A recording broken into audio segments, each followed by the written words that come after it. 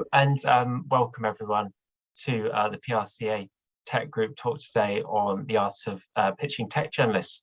I'm Will, a director at Harvard and co-chair of the Tech Group, along with Katie here from CC Group, who I'll be handing to in a matter of seconds, and she'll be hosting today's panel with Christine and Adam. Before we jump into the panel though, we just want to say up top, thank you so much all for joining us today. And having such a full event. Of course, we can't see you, but it's fantastic to have so many of you with us today. And secondly, we just wanted to briefly introduce you or reintroduce you to the PRCA Tech Group, if you're unfamiliar with us. For your awareness, our primary objectives as a group are to set the benchmark for best-in-class comms across the B2B and B2C tech sectors, to drive that ongoing opportunities for networking, to share and develop knowledge. And then finally, it's all about driving creativity and innovation across the tech comm sector as well. And to achieve this, we're going to be looking to create and convene moments just like today on a regular basis. So watch this space for more of that. And if you're keen to get involved, please get in touch via PRCA or drop Katie or I a message via LinkedIn. That's all for me then. I'm going to hand it over to you, Katie, which I know is going to be a fantastic discussion. So over to you. Thank you, Will. Thanks so much. And hello, everyone. Thank you so much for joining us today. And a really special thank you to Christine and Adam for taking the time out of their diaries to attend this panel event, where we're going to explore the art of pitching. And I just wanted to kind of set out the stall initially to explain that we've really set this session up to create a forum for PR people and journalists to connect. So please do use the Q&A function in the chat box to send in any burning questions that you have. You can do that in two ways. So you could do that directly and privately, or you could do that as the wider part of the wider forum. So I will be keeping one eye on them, and we will do our very best to respond. But yeah, I guess the ultimate aim of the game here is to create some empathy between the two parties, between PR professionals and journalists, and kind of think about how it's been really challenging for everyone over the past couple of years, especially, but that we are such critical parts of each other's success, that it's in everyone's interest that we work brilliantly together. So without further ado, I'm going to ask each of our panelists to introduce themselves. So talk about who they are, where they came from, and what they're up to right now. And Christine, I will start with you. Okay, cool. Thanks, Katie.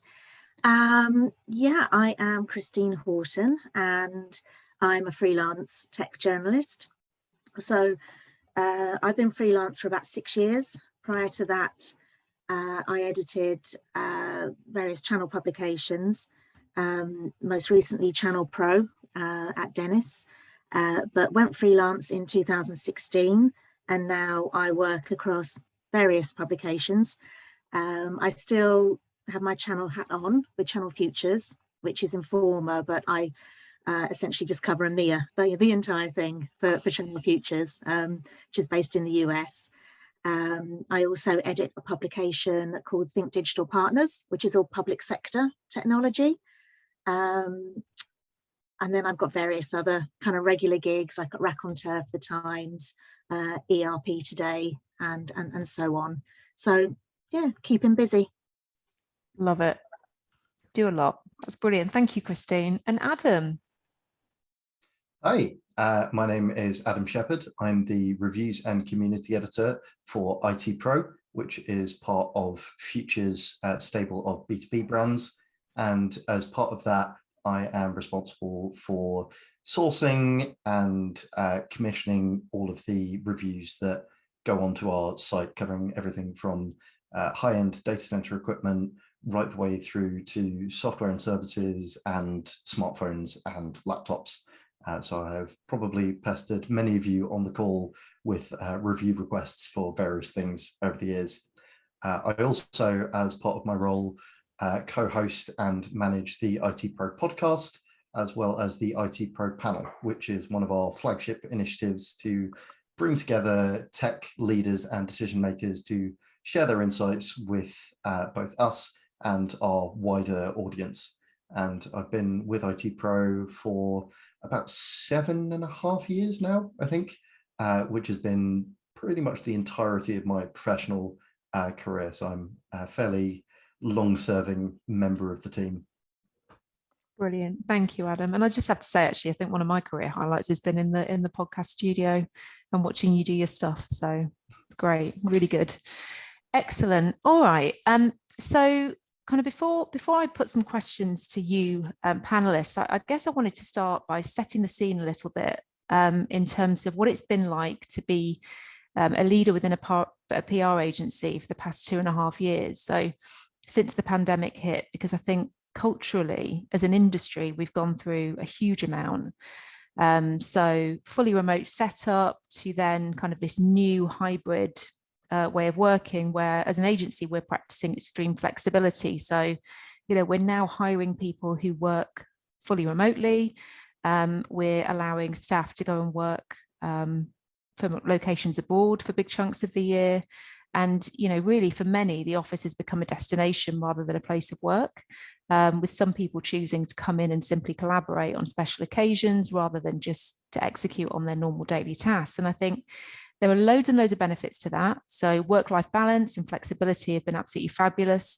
But what it also means in practice, that the people who have onboarded in the last couple of years, so mainly the JEs and the AEs and some of the SAEs, have done it in a really, really different environment to the ones that people like Will and I experienced. So they haven't had access to that in-person formal training. So they haven't sat next to their senior colleagues and heard them pitch to journalists. And the other thing that's happened is I think we've been through this starvation period in terms of FaceTime with journalists. So gone have been the breakfasts, the coffees, the lunches, and all of those brilliant social outings. And I think that's been really, really hard because we just haven't been able to kind of build and maintain some of those relationships, especially when on your side of the fence there's been this whole new swathe of journalists that have joined the field as well. So I just wanted to kind of set the scene really with that from that agency perspective, and then ask each of you, like, what's the experience been like for you, and what specifically feels different now in this new hybrid world? And Christine, I'll start with you. So I was working at home anyway prior to the pandemic, but it was such a change actually during that period, during that couple of years where we couldn't see each other and there were no in-person events, there was no travel. It was difficult. It was really hard for me because traveling, even coming into London and having meetings or having lunch or drinks or something like that, networking was just such an integral part of the job. It was really, really hard for me. I ended up sort of climbing the walls a little bit during that period. So as things are starting to open up now, that's fantastic. I know everyone's got a different take on it and how comfortable they are now with in-person events. I think they're really valuable. Personally, I get a lot out of them, and I don't know if that's perhaps because I come from a channel place where it's a sales conversation, it's a business conversation as much as anything. So it's a relationships business, and I just think that networking side has always been super important, and even in terms of developing those PR relationships, if I can meet someone even informally, it often goes a long way for relationship building in a way that I feel I can go back to them and say, oh, do you know that thing that we were talking about when we were having a drink? Yeah, is there any chance of I can get an interview or something like that? So yeah, I just think that networking and that relationship side is, I'm really grateful that it's starting to come back, hopefully. And on the flip side, I assume that, not only can you go to that PR person and say, can you help me? But equally, when they get in touch with you with that, heavy inbox that you face on a daily basis and flurry of pictures, which we'll discuss later as well, but you're going to pick that name out and remember that person because you've spent that time with them. I think so, and I think that's natural. If you develop a relationship with someone and you trust them and you trust their judgment in what they're going to pitch you, then you are more likely to, because you're right, the inbox is overflowing. You're more likely to click on it and see and see what they have to say. Yeah. Brilliant. Thank you, Christine. And how about you, Adam? What's your experience been like? I definitely echo what Christine said in terms of being very glad that in-person events have come back. It is challenging building and maintaining those relationships without having that regular kind of face-to-face contact, particularly with kind of younger members of staff who we've onboarded kind of during the pandemic. As you touched on in your introduction, Katie, it's difficult getting them kind of out to meet PRs and to familiarize themselves with the various agencies and with the wider industry, as well as the kind of various clients that are out there and doing these kind of opportunities. One thing I would say, though, is that in some ways the shift to virtual has made a lot of things a lot easier. For example, it's a lot more convenient to do things like product briefings, for example, where it's just a kind of straight down the line kind of sales pitch, effectively. Just, you know, here's a new thing, here's what it is, here's what it does, here's when it's out. That kind of thing is a lot easier to do as something like this, a webinar or a webcast or something like that, rather than kind of having to go into the office, having to go down to a specific venue, having the struggle of having to get down a bunch of notes, working off a laptop and a recorder is not necessarily super easy compared to doing it in the comfort of your normal working space with everything that you might need to get that done most effectively in terms of tools and whatnot. And also the ability to kind of have a recording of the full presentation, which you can then kind of refer back to, is super useful. But I think it's really important to strike a good balance with that kind of stuff like that, where it's just effectively a one-way kind of information delivery kind of channel, doesn't really benefit from being an in-person thing. But something like a briefing, a face-to-face briefing, or like an interview kind of situation really does benefit from being in person, I feel, because there's a lot of non-verbal cues and a lot of body language that it's easier for us as journalists to pick up on and follow up on when we're in the room with a client. But it's also a lot easier to, as you say, build that relationship with the clients and to kind of nurture them as ongoing sources for future pieces and for other kind of content streams that we might be exploring, if we've had that kind of face-to-face contact where we can start to really build that relationship and also get a sense of what their personality is and what types of opportunities they might be most interested in. I think it's about finding the right balance between what does benefit from being in person and what doesn't. I love that. Thank you. I guess I'm hearing a few things from each of you, which is one, there's an appetite to meet PR people. And I think, I think I see a lack of confidence, almost an uncertainty, sometimes from PR people as to whether the journalists really want to get out there in the world. And it's a very personal decision. I think, Christine, you mentioned that this isn't a hard and fast rule for all, but certainly the story that you're telling us is that, yes, you are keen to build those relationships. And then when it comes to those client interactions, it's about really kind of realizing which ones should be face-to-face and which ones can be conducted online. So yeah, that's really fabulous. Thank you both. Thanks. Great. So my next question would be, and Adam, this time we'll start with you. What's the best way to get your attention when pitching? When pitching, the best way to get my attention, in a word, is brevity. As you already highlighted, our inboxes are indeed bursting at the seams in most cases. The sheer volume of emails we receive, just in terms of pitches, but also, internal business communications, things like that, is quite overwhelming at times. So one of the best ways to get certainly my attention, specifically when pitching via email, is just to make your emails as concise and to the point as possible. Put what you've got in the subject line, just as bluntly as possible. There really isn't any need to kind of try and dress it up or sort of oversell it in the kind of subject line itself. Sorry, Adam, can you give us an example of what that could be? Like, what's the ideal? Well, so for example, say you're pitching a customer case study. Mm-hmm. In the subject line, the construction that would most catch my attention is customer case study, colon, whoever the customer is, or rather, client, customer case study, whoever the client is, and then whoever the customer is. And then that will kind of draw my attention to the email. And kind of at that point, I will open it up and read it, because the way certainly I manage my inbox is I do it pretty much entirely based on subject line. I will read the subject line and either, read the full email or just kind of dismiss it and move on. So if you can catch my interest in the first couple of words of the subject line, then I'll be much more amenable to reading the whole thing. That's, I mean, that's you're going to get a load of emails now with free beer in the subject line. Absolutely.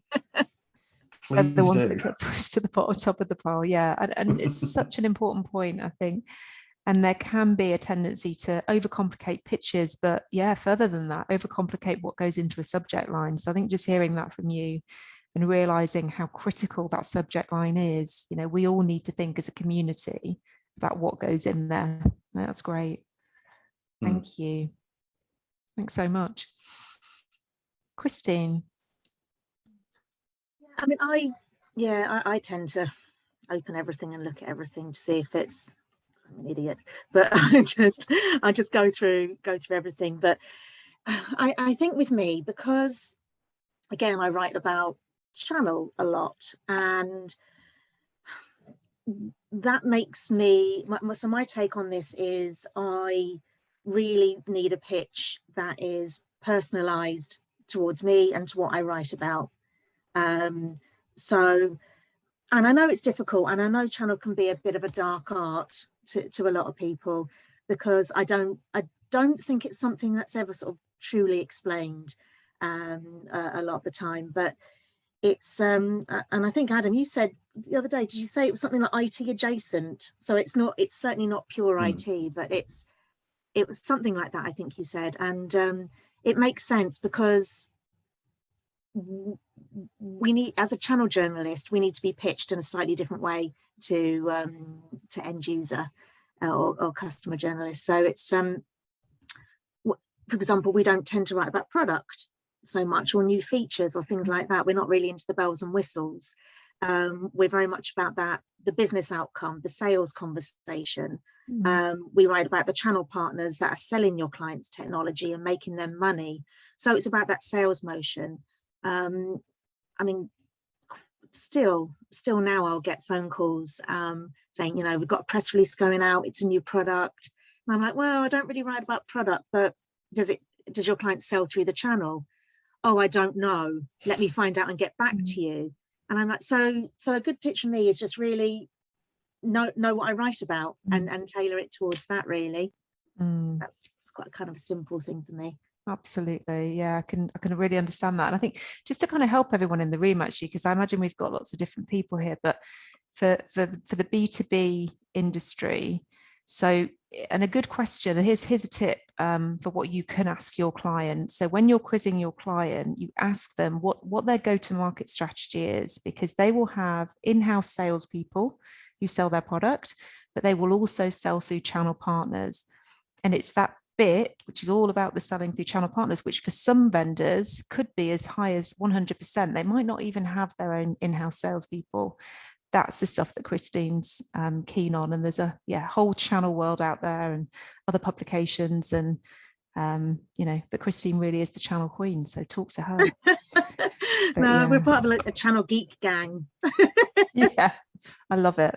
But I mean, alternatively, just with the raconteur stuff, that's the complete opposite. That's when I need your clients' customers. Yeah. Because raconteur want to hear from the customer side, not necessarily the IT company side. So again, it's just knowing the publication, I think. Absolutely. Just on that note, Christine, because, you know, Raconteur, The Times, national publication, it's obviously a real kind of coup from a PR person's perspective to get their client coverage in The Times. You know, you've stressed there about customers, end users are going to be really who you're looking for. But on the occasion that you do speak to vendors, can you give some examples of how you might, just so that the people on the call might know how to pitch you effectively? Yeah, I mean, 9 times out of 10, it's really not the vendor. But saying that, I am working on something this week. Deadline's gone. But it's about emerging markets, and it's about m-commerce in emerging markets, and that's an opportunity, I think. If you are a vendor doing m-commerce and you've expanded, or even if you started in an emerging market, that's, you know, I think you're ideally placed then to talk about some of the things that you're seeing on the ground alongside independent analysts, for example. So, but 9 times out of 10, if it's possible to get a client, an end customer, that's brilliant. That's really going to go a long way certainly with what I'm doing with Raconteur. Yeah, brilliant. And just to expand on that quickly, if I may, as a kind of backup option to that, a kind of consolation prize, if you like, is having someone from the vendor who can speak to kind of customer use cases and customer experiences. It's always preferable to have the customer themselves talking about what their kind of experience is like, or has been like, rather. But if you can have somebody who is kind of close to that customer experience and that customer journey, who can say, look, you know, we have a customer in the retail space, and these are the challenges that they were facing. This is how they deployed our product in order to solve them, and this is the results that they experienced off the back of that. That is a decent backup pitch if you just can't get any kind of customer contacts from the client. Can I check, Adam? Will you take that? Will you accept that if the customer cannot be named? We will most of the time. Obviously, it's a case-by-case basis for a lot of these things, but in a lot of cases, we are happy to talk about the customer in kind of more generic terms. So, for example, a major UK retailer with, you know, 300 stores across the country, let's say. Perfect. Yeah, no, that's really good to hear, because it is often the way the conversation goes with the client. It's, you know, we have it, but we can't name them. So obviously, you know, all journalists are different. You know, that's not something Christine, for example, could get away with in Times commentary. But yeah, it's really good to know that, because I think that is something that we come up against quite frequently. So knowing that we can still pitch, just talking around a company is great. Excellent. So we talked there about how best to get your attention when pitching. I'd now like to flip it and ask, what is your biggest bugbear? So what's the thing that kind of really grinds your gears? Christine, shall we start with you? I'm just trying to make sure this doesn't turn into a certain Facebook group. I think it's just then doing, you know, the opposite of what I just said then. I guess pitching me without knowing what I do or what I write about. I think I mentioned this to you, Katie, previously, but I still get pitches for a publication that hasn't printed anything in 5 years. It went out of business in 2017, so I think I'm on a database somewhere. But I think a quick look at the website, you'd see that it hasn't been updated in that long. But yeah, I think it's just not understanding what I write about, and it's difficult, because I know you guys are under pressure as well, and I don't want to be a dick. I'm just, you know, it's difficult, where I think if I say no, this isn't really for me, then I get, well, can I send you the release anyway? And I'm like, well, you can, but it's not it's, Yeah. you know, it's not really worth it for anyone. So again, I think it's just knowing. It's just Absolutely. knowing your audience, knowing the journalist, and then I think just as well, just listening. Like quite often I'll use response source to try and, you know, garner some experts for something I'm writing, and I'll say, oh, I'm writing about X, and then I'll get a lot of emails saying, well, my client can talk about Y, and it's like, well, that's good, but that's not really what I'm looking for. So again, it's just down to Yeah. what Yeah. I'm after. Yeah. I think paying attention is just the absolute way of describing it. And also you mentioned, you know, that misinformation around the fact that, you know, you write for a publication that doesn't even exist anymore. You know, that probably exists on one of the media databases somewhere where that's out of date. I think what we all need to do as PR professionals is practice like just good hygiene checks when we're putting together briefing documents for our clients or pitches for journalists, where we're just validating that source. Just have a look at the website, you know, make sure that it still exists, or make sure that it's even relevant. So don't just sort of take what you see in a database as face value and try and avoid the copy and pasting. So I think that's the best thing to do there. Brilliant. Thanks, Christine. And how about you, Adam? What about bugbears? So one of my biggest bugbears is when we are approached for an opportunity with a client, be that an interview or, you know, a webinar appearance, or, you know, something like that, and we say, yes, excellent, that sounds great, you know, let's move on to next steps. And then the response comes back, oh great, we'll check on the client's availability, and then crickets for weeks. And in a lot of those cases, I strongly suspect that the opportunity has been devised and offered without actually consulting the spokesperson on whether they're available, willing, comfortable to actually take part in it. And then, you know, after the opportunity has been kind of secured with us, they go and check and find out that, oh, actually, this isn't really something that the client wants to be involved in. So it just, again, similar to Christine's point, just ends up being a waste of time for everyone involved. So kind of in terms of takeaways, it sounds quite basic, but making sure that the person you're offering for an opportunity is actually able to do it is a big kind of priority, certainly for me. That's a really good lesson, and I'm thinking about this from the PR's point of view, and they're probably stuck between that. I just need to pitch it really quickly, and so what they're probably thinking is, if I mention it to my client, then their expectations are set, and if Adam says no or he doesn't respond to me, then it looks like we failed. But the important thing is that you at least need to make sure that this is a sound thing. And I think the way that we can craft those emails and that communication to our client is just in a way that is not setting it up as a done deal. This is a great opportunity. We really want to pitch it, but before we do that, are you on board?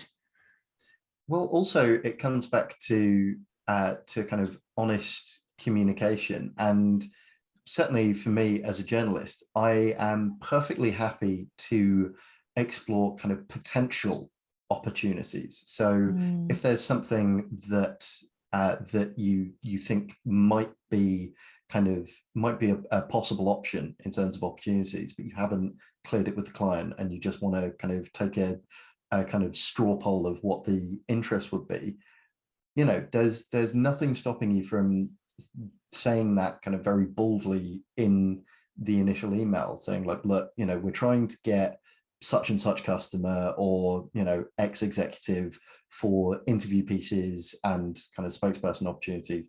If we can get them, what's your interest? You know, what kind of availability have you got?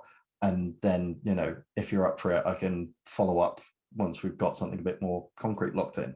That's completely fine from my perspective. It sets expectations reasonably, and that means if something happens and it does fall through, it doesn't come as a kind of complete curveball. Yeah, it's such good advice. And I think the thing that's really resonating with me there is that we all have to remember that we're talking to a human when we're pitching a journalist. And I think, you know, especially in those early stages of the career, it can sometimes feel so daunting, so scary, and people can tie themselves in knots. But it's being really authentic, it's being honest about your position and your situation, and remembering that that journalist on the end of the email is a human too. Yeah, brilliant. That's great. And I actually, Christine, I just wanted to raise something else, which you did mention in a previous conversation. And I think it's really relevant in terms of bugbears and what can be frustrating. And that's about when a PR gets in touch with you and discloses that they are using a tool to know whether you've opened their email or not. I could have lived without that one. Yeah, I got an email that said, "Oh, we can see that you've opened this email multiple times. Can we expect coverage, or when can we expect coverage of our press release?" And I just didn't know how to respond to that, because, well, first of all, I think I opened it once, probably because I open everything once, to decide, you know, if it's of use or not. But there was something that was just so strange to me about telling me that they were monitoring, not monitoring, you know, that I'd opened it, but then telling me that they were monitoring me. And it was kind of like, then there's this expectation, you must be interested, when can we see something? And I was like, yeah, I didn't like it. It was a bit stalky for me.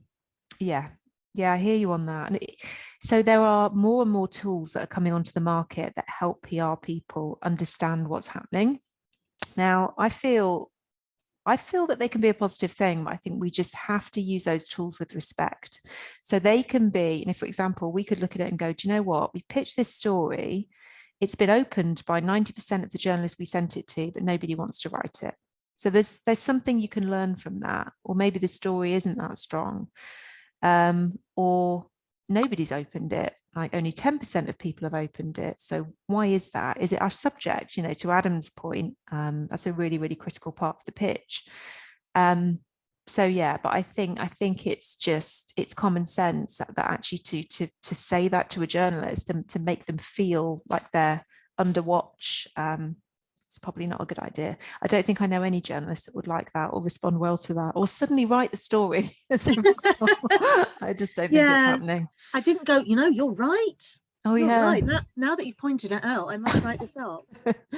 Yeah, I mean, like, absolutely. you know, we've all been using, you know, instant messaging platforms that have read receipts for several years now. You wouldn't use the same behavior using one of those tools in like a conversation. You know, if someone's left you on read, that's generally a pretty good sign that they're not interested in whatever it is you have to say. You wouldn't send them a bunch of follow-ups, kind of like needling them for a response. You're absolutely right, Adam. And I think we can maybe all think about the times where, you know, we are unread on WhatsApp, for example, and the green ticks come in. So yeah, that's great. Thank you so much. So I've had a couple of questions. Oh, go ahead. No, I was just going to jump in and say I've got a couple of questions that started. Oh, yes, please. So, yes, please. By all means, people, please keep flying in with your questions. They'd be fantastic. But yeah, we've got a question here on catching up with journalists in a social setting. Is it okay to still pitch stories to you in that environment? I don't know, Christine, you want to start there? Are you buying the beer?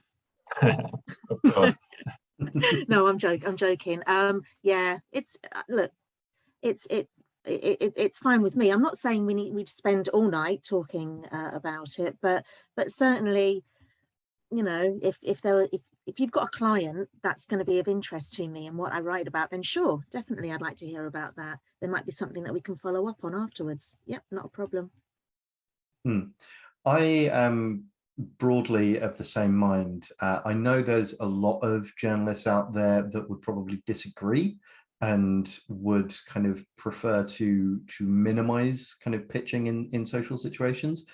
I would say, as a general rule of thumb, if it's a pitch that you are like genuinely personally interested in and think is like a really genuinely kind of good opportunity, then fire away. But also, you know, be prepared that in the context of a social situation, I may turn around and tell you that it's crap. Them's the breaks. So let's not talk about hybrid cloud all night long, basically, is the takeaway there. Superb. We've got a couple more questions coming in here now. So classic one here. Do you prefer to be pitched by email or phone?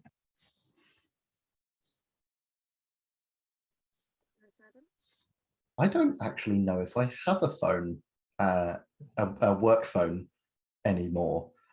Journalists, by and large, I think this is a really important point to highlight because I've met a lot of PR professionals that are surprised by this.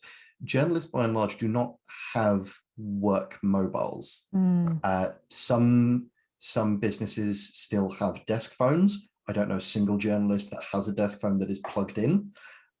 So if you have a journalist's phone number, it is almost certainly their personal mobile number, and you should approach that accordingly. If it's a PR professional that I have a proper relationship with and like, you know, friendly with and on good terms with, they are more than welcome to pitch me kind of, again, stories that they think are genuinely interesting, or, you know, flag stuff that they just need a response on so they can go back to a client, stuff like that. But if you are essentially cold calling kind of blanket pitches on the phone, you're probably not going to get a good response from that. Really interesting. And that's fair. Do you know, and when you talk about that, Adam, I think one of the things that's really struck me over the past, because I think there's been a change over the past couple of years, and maybe that's because less journalists are at their desk phones. So it used to be kind of easier to pitch by phone because journalists would be sat in an office. I think that's just not happening anymore. I also think there's a real generational shift. I mean, many people I know who are much younger than me fear a phone call. They just fear it. They just, you know, it will give them anxiety if it rings and it's not supposed to. Like, it's just, whereas for me, you know, I kind of grew up in the industry where it was all about having conversations on the phone. So yeah, I guess things are changing and we need to be kind of open and amenable to all of the different channels. And we've got a couple more questions coming in here. Interesting one on your stance on news jacking. Is that something you're still interested in getting comments on around breaking news? And then past that as well, how do you determine whether to use a comment or not?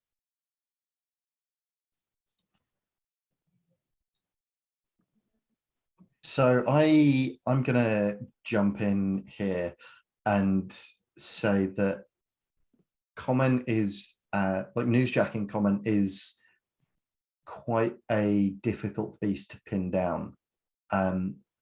Broadly speaking, it's still valuable, but it depends very much on what the actual comment is. Essentially, as a good rule of thumb, it's, is the comment adding anything to the story that's not already there? Or is it just going, this is a thing, here is how it relates to the product that we sell, which is, you know, not really a huge amount of value. If you can add additional context to the story, or even better, have an opinion on the story beyond, you know, the screamingly obvious, such as, you know, cyber attacks are bad, that's worth including. But if it's something really kind of basic, then it's probably not going in. Perfect. Anything to add on that one, Christine? Or no, I kind of agree. It's in the wake of many things, mostly things like cyber attacks, you get a lot of canned comment via email saying, you know, cyber attacks are bad. Do you know what they need? They need some multi-factor authentication like we sell. Everyone loves a bit of multi-factor authentication. Yes. No. I'm conscious of time, so let's try one more. This one's particularly around the channel and you for Christine. We've had a question around, could you expand on what kind of stories are most interesting you at the moment that really catch your attention? Okay, from a channel perspective, is it? Or from a vendor or channel perspective, so either or. Well, I'm going to try not to geek out too much, but so the channel has changed a lot in the last few years, and it's a lot more complex, and a lot, you know, there's so many more players now involved, and types of partners, different business models, the expansion, you know, in many places it's called an ecosystem now. It's just it's this huge thing where you have partners now who aren't your traditional resellers or managed service providers. They're what's being described as a shadow channel. So they're influencers, if you like. They're non-transactional or referral partners. So we've got a lot going on there. But one of the biggest things that we're seeing is this huge shift to selling everything as a service. And that's massive for partners because it involves a complete overhaul in many cases of their business model, you know, unless they're born in the cloud. So that is a huge talking point, is, you know, the shift to as a service, the money that vendors and partners make, particularly around things like managed services and cloud services, how that changes the partner program, because a lot of people are having to completely rework their partner programs to try and be able to engage with all these different types of new partners. So there is a lot going on in the channel. And again, it's still very much that sales conversation. It's, at the end of the day, it's, how do I make money from selling this technology? How do I expand my business? How's the vendor, how's your client going to help me do that? So yeah, that's what I'm always interested in. But yeah, there's a lot going on. Yeah, and just to pick up on that, for those that aren't aware, Channel Pro falls under the kind of broader ITPro umbrella, so we have a bit of a hand in that market as well. To kind of expand on what Christine was saying, it does, in a lot of cases for us, come down to the financial aspect of the channel. So the most interesting stories, and they don't come along hugely often, but the most interesting stories are changes to partner pricing, changes to partner schemes and kind of reward tiers and stuff like that, and basically anything that has an impact on a partner's ability to generate revenue and to monetize their relationships with their clients. Microsoft's big partner pricing walk back from a few years ago was a really good example of that. They changed their pricing structure for partners, and the partner community almost across the board pretty much hit the roof and raised an enormous stink about it. And that kind of story is always the most interesting, few and far between, though there may be. That's really helpful. I mean, we could do a dedicated channel thing if you wanted, but yeah, I know we don't have time for that. Katie, I'm really mindful of time, and particularly Christine Bowden's time, so I'll get back to you at that stage. But thank you for those questions. Brilliant. Yeah, thanks everyone for those questions. They're really great. And thank you, Christine and Adam, for this conversation. I think it's been absolutely wonderful. I think we've touched on some really critical areas, and yeah, we appreciate you, and it's been great to talk. To everybody who's joined, if there's anything that we haven't discussed that you're keen to talk about, do please drop myself or Will a line on LinkedIn. We're here. And equally, if there's anything that you'd love to see us cover in a future event, do tell us and we'll do our best to make it happen. But thank you so much, everyone. Thank you for being here, and thank you to our panelists. Thanks. Thank you. Excellent. Thanks so much. Take care, Yes. everyone. Happy Thank you. Tuesday evening. Bye-bye. Bye. Bye.